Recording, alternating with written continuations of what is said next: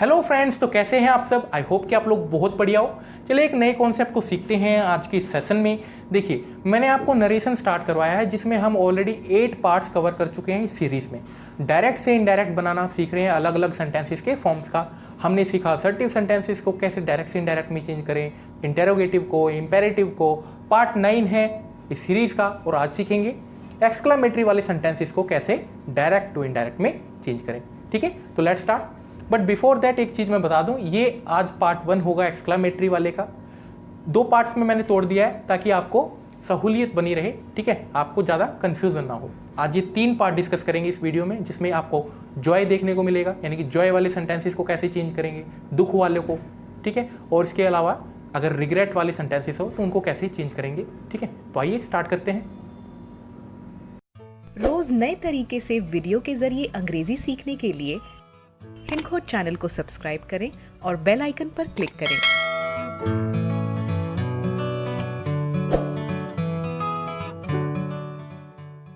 Start करते हैं। देखिए, एक्सक्लामेटरी सेंटेंसेस को समझिए पहले आप। एक्सक्लामेटरी सेंटेंसेस यानी कि अचानक जब कोई फीलिंग निकलती है आपके मन से, चाहे वो दुख वाली हो, सुख वाली हो, कैसी भी हो। फॉर एग्जाम्पल, आपको कोई उम्मीद नहीं थी कि आप मैच जीतोगे, लेकिन आपको पता चलता है कि हम मैच जीत गए, तो आप कैसे कहोगे, hurray we have won the match. ये अचानक ऐसी फीलिंग निकले आपके मन से, आपने वो वर्ड क्या बोला, हुर्रे।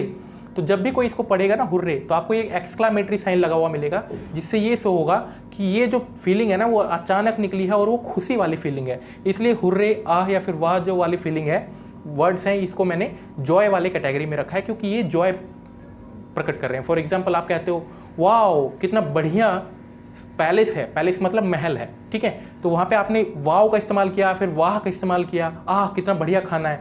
ठीक है, तो यहाँ पे खुशी प्रकट हो रही है। ठीक है, वहीं पे अगर आप कहते हो हाय मैंने अपने भाई को खो दिया, ठीक है, तो वहाँ पे क्या है, दुख है प्रकट। ठीक है, तो वो सौरो वाली फीलिंग होगी। उसके अलावा कहीं पे आपने कोई गंदी चीज़ देख लिया, आप कहते हो छी कितना गंदा है, तो वहाँ पे आप रिग्रेट मतलब अफसोस प्रकट कर रहे हो, कितनी गंदी चीज़ है, छी। ठीक है, तो ये 3 कैटेगरी हम सीखेंगे, मैंने अभी आपको बताया था। तो चलिए देखते हैं। सेंटेंसेस के एग्जांपल्स मैंने आपको बता दिए। देखिए, इनमें से आप कोई भी यूज़ कर लीजिए। जैसे डायरेक्टली एग्जांपल्स के थ्रू से हम डायरेक्ट टू इनडायरेक्ट चेंज करना सीखते हैं। मान लेते हैं राम कहता है, राम सैड, राम क्या कहता है, हुर्रे। स्पेलिंग अलग भी हो सकती है हुर्रे की। ठीक है, जनरली ये यूज किया जाता है, hurray I have won the match.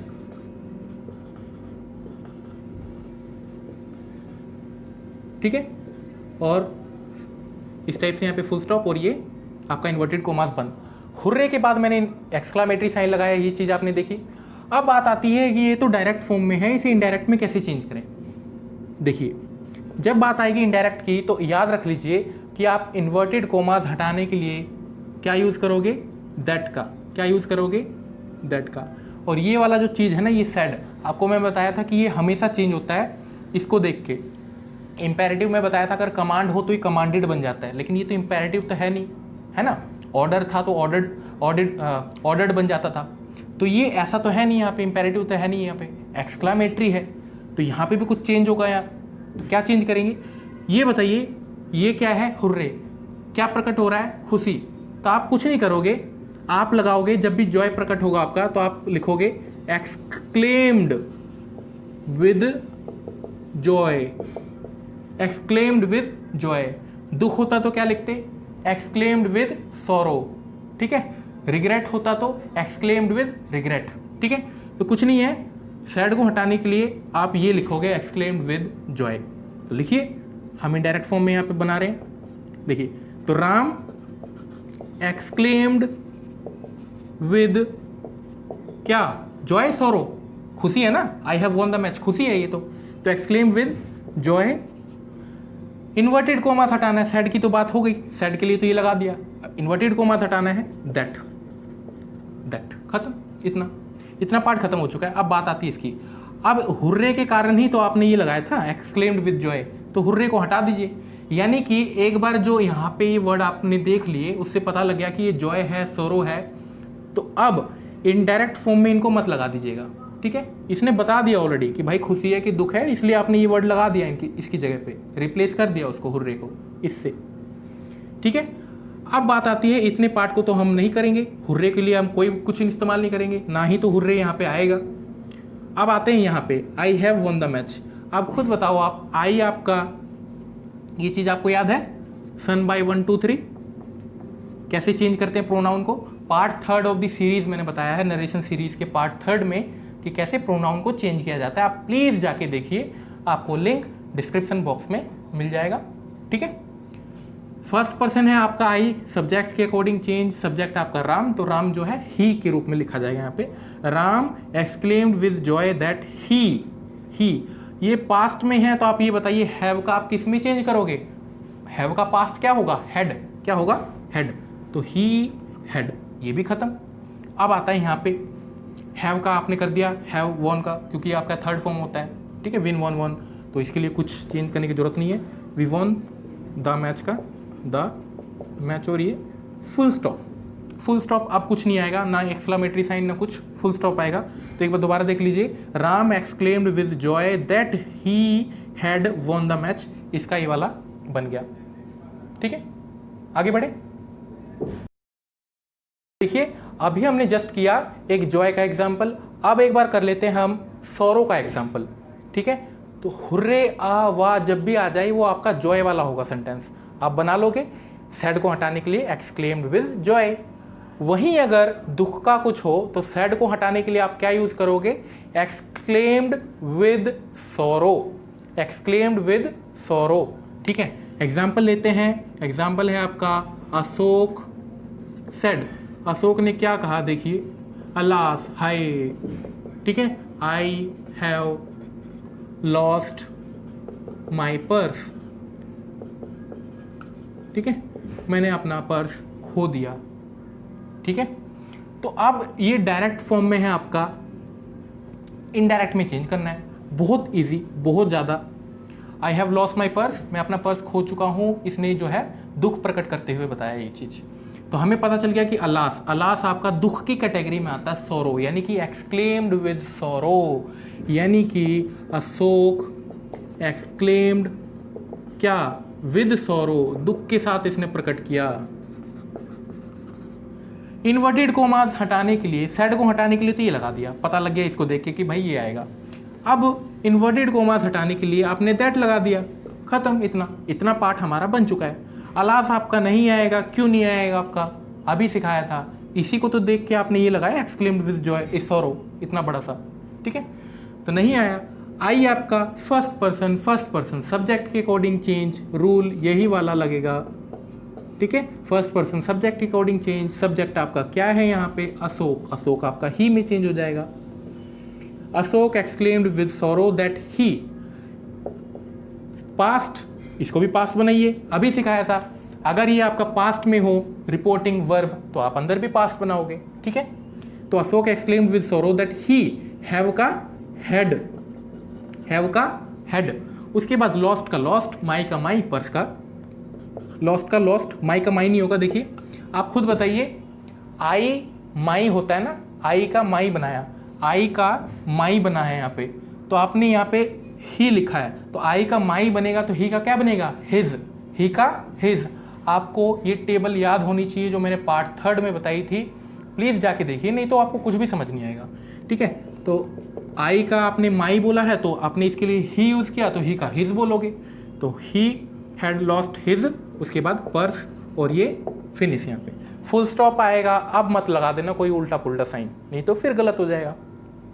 खत्म, बहुत ईजी है, बहुत इंपॉर्टेंट टॉपिक है एसएससी पॉइंट ऑफ व्यू से। आप गवर्नमेंट जॉब एग्जाम्स के लिए अभी से तैयारी कीजिए, आप चाहे 4th क्लास में हो, 3rd क्लास में हो, 2nd क्लास में हो, अभी से तैयारी कीजिए, ताकि जब आप कंपटीशन के लायक होगे तो आप उन बच्चों से आगे रहोगे जो कि उस टाइम पे तैयारी करना स्टार्ट करेंगे। ठीक है, मिटाते हैं इसको भी। तो आपने दोनों पार्ट्स देखे। सैड को हटाने के लिए जब जॉय की वाली बात हो तो एक्सक्लेम्ड विद जॉय, सैड को हटाने के लिए जब सोरो वाली बात हो, अलास या फिर हाई कोई भी वर्ड यूज़ किया गया हो तो एक्सक्लेम्ड विद सोरो।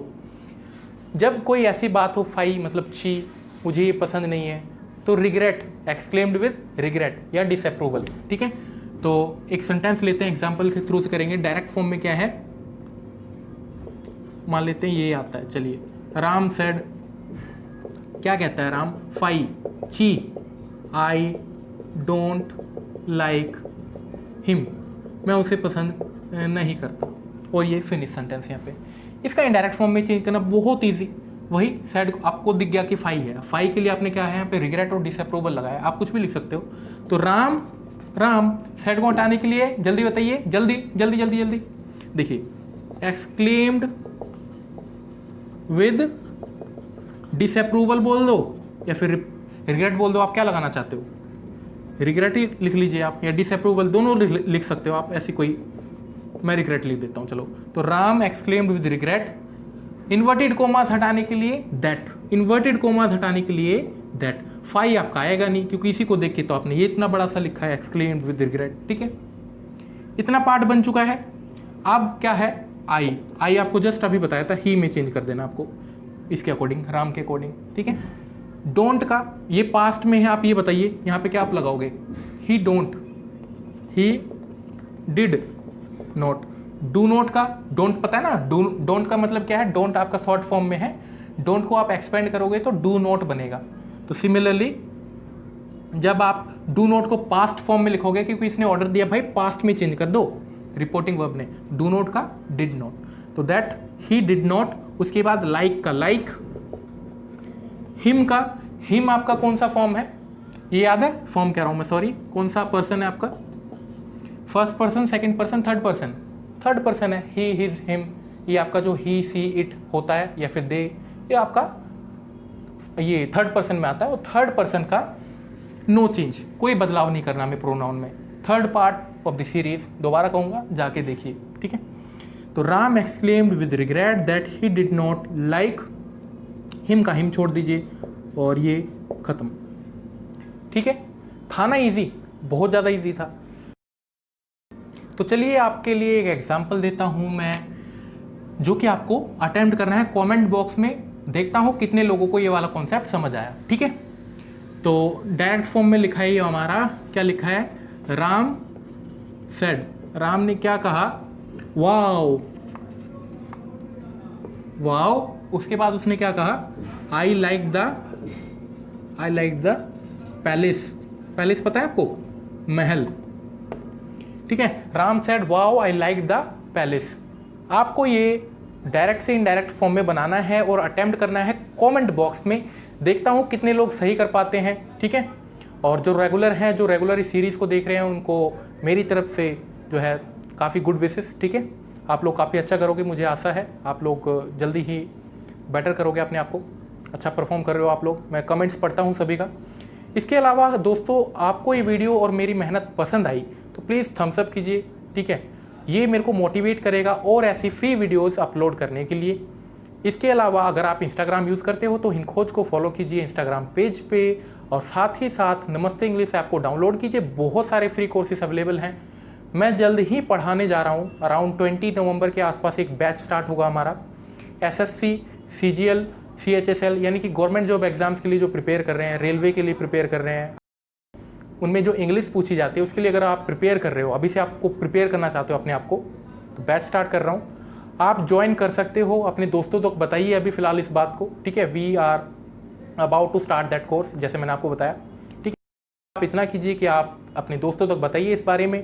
तो मिलते हैं नेक्स्ट वीडियो में, अभी के लिए बस इतना ही। Stay tuned with me, will meet you in the next session. Thank you.